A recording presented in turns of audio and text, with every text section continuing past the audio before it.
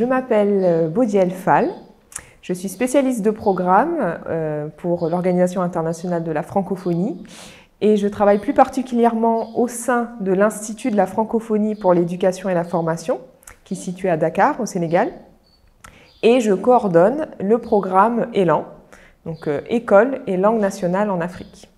C'est un programme qui promeut, développe, favorise la mise en place de politiques d'éducation bilingues, donc français et langue nationale des pays qui sont concernés, pour une meilleure qualité des enseignements-apprentissages dans le cycle formel de l'éducation.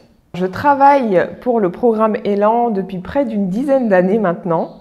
Je me suis intéressée au secteur de la coopération internationale en éducation déjà depuis mes études et plus particulièrement sur l'enseignement bilingue, donc maintenant depuis près de 10 ans, et j'ai la chance de coordonner le programme depuis 2022. Donc c'est vraiment des questions qui m'intéressent vraiment au plus haut point depuis plusieurs années et sur lesquelles nous avons pu, parce qu'il n'y a pas que moi bien sûr, développer une expertise vraiment de pointe dans l'écosystème de la coopération internationale. Savez-vous que dans le monde, le continent africain est le seul continent où on commence l'école dans une langue qui n'est pas la nôtre. En tout cas, en Afrique francophone, du moins. Les enfants, arrivés à l'âge de 7 ans, officiellement, commencent l'école dans une langue qui n'est pas la leur, qui n'est pas la langue dite maternelle ou langue du milieu, mais une langue qui leur est presque étrangère, on va dire, surtout si on est en milieu rural. Donc on peut comprendre que ça peut générer des difficultés très importantes pour l'acquisition vraiment des premiers apprentissages qui sont fondamentaux, lire, écrire, compter. Puisque si on ne comprend pas ce que l'enseignant dit, on ne peut pas intégrer ces données fondamentales. Et puis au-delà de ça, au-delà même de comprendre ce qu'on nous enseigne, il en va même de la convivialité et de l'aisance de l'enfant et même de l'enseignant en classe. Lorsque l'on ne comprend pas ce qu'on nous dit, on n'est pas apte à participer de manière vraiment motivée, dynamique, et même dire à ses parents ce qu'on a fait de sa journée à l'école. Je vais même vous sortir du contexte. Si on prend un autre exemple, c'est comme si un petit Français qui arrive à l'école, qui commence sa scolarité, devait absolument commencer à apprendre les principes fondamentaux, lire, écrire, compter, s'exprimer tout simplement, par exemple en mandarin, une langue à laquelle il n'a pas été confronté tout au long de sa vie, en tout cas jusqu'à l'âge de sa scolarisation. Donc vraiment, c'est un frein à l'acquisition de bonnes compétences qui vont permettre ensuite un bon apprentissage tout au long de la vie. Parce que lorsque l'on accumule des retards dès le départ, ce sont des lacunes qui nous suivent tout au long de la vie jusqu'à l'université. D'où les abandons, les échecs scolaires, les redoublements qui ne devraient pas exister et tous les échecs, enfin tous les effets négatifs que l'on peut connaître dans les systèmes éducatifs. Et bien de multiples manières. Puisque l'enseignement multilingue a cet avantage non seulement de permettre une acquisition plus rapide finalement des apprentissages, puisqu'on va apprendre dans une langue que l'on comprend, que l'on maîtrise, et en même temps cela permet une ouverture sur une autre langue qu'on va également acquérir progressivement, une langue seconde, et ainsi une ouverture sur potentiellement d'autres langues et d'autres matières assez rapidement. Je prendrai l'exemple du Burkina Faso, qui a une longue expérience de l'enseignement multilingue, donc qui utilise les langues nationales aux côtés du français, dans le cycle primaire en particulier, où on a vu donc ces bénéfices-là justement au niveau des apprenants, puisque le cycle de scolarisation du primaire a été réduit de 6 à 5 ans. Donc on a un gain d'une année scolaire comparé au système dit classique monolingue en français. Donc on voit bien vraiment les bénéfices cognitifs que cela peut avoir sur les apprenants, cet enseignement utilisant plusieurs langues. Les défis sont nombreux, les opportunités aussi, bien évidemment, et heureusement, parce que ça nous permet d'avancer tous les jours. Les défis sont nombreux à plusieurs niveaux, que ce soit au niveau international, puisqu'on est un programme vraiment multilatéral, donc avec plusieurs pays partenaires et bénéficiaires. Et on a également des défis au niveau national. Au niveau international, bon, ça relève de la coordination, c'est assez classique au niveau de la gestion de projets et de programmes de cette envergure.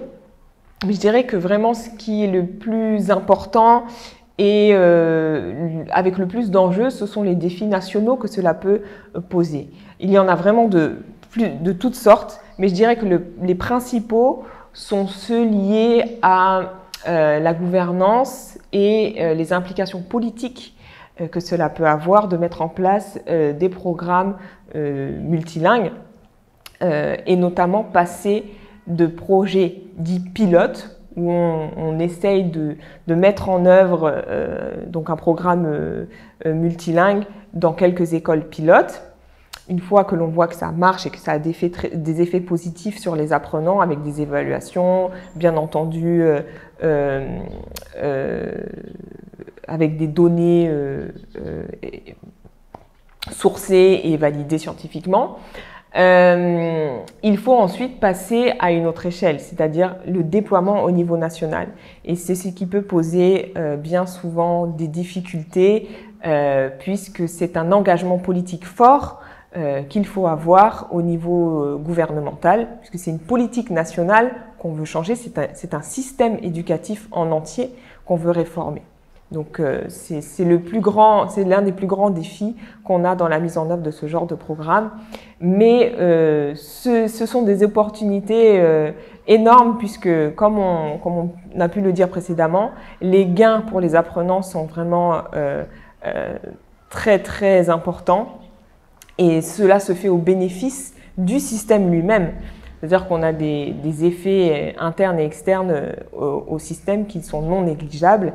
Et à moyen long terme, on a des effets même économiques qui sont importants sur le système puisqu'on a la réduction des échecs, des abandons, une meilleure réussite scolaire et puis voir, comme on a dit au Burkina Faso, la réduction d'un an de scolarité qui peut faire aussi également des économies au système.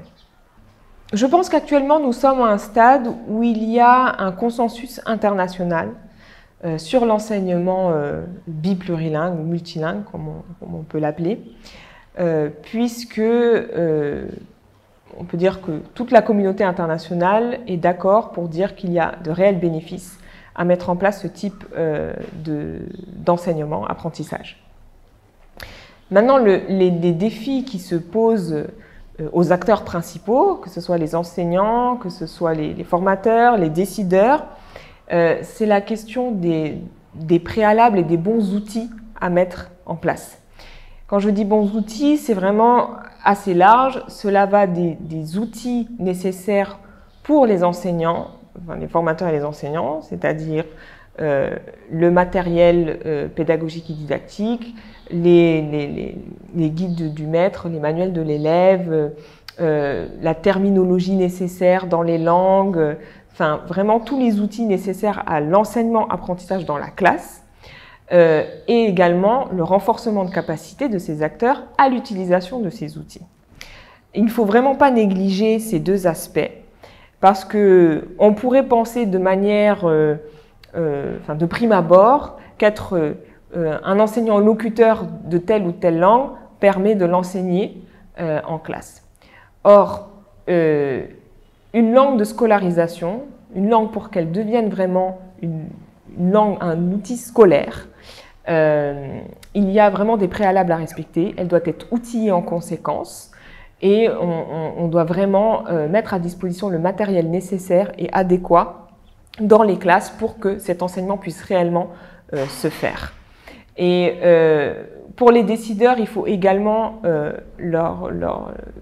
mettre en place des outils qui leur permettent de vraiment choisir telle ou telle option d'enseignement bilingue, puisqu'il y a vraiment plusieurs modèles, plusieurs types d'enseignement bilingue qui existent.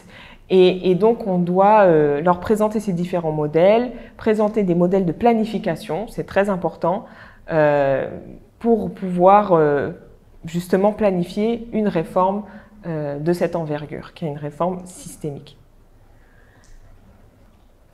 Je suis très confiante dans l'avenir de l'enseignement multilingue en Afrique subsaharienne francophone en particulier. Pourquoi? Parce que on est dans, comme je le disais tantôt, il y a un consensus international sur toutes les expériences qui ont pu être menées sur l'enseignement bilingue et toutes convergent pour dire que effectivement il y a une réelle plus-value à utiliser les langues nationales dans le système éducatif formel. Ça, c'est le premier point.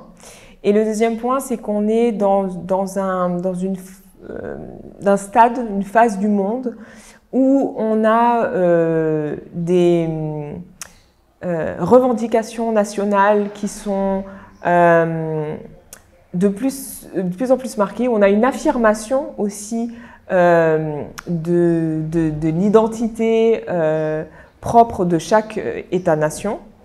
Et l'identité citoyenne, l'identité d'un citoyen d'un pays passe également par sa culture, et la culture ne va pas sans la langue.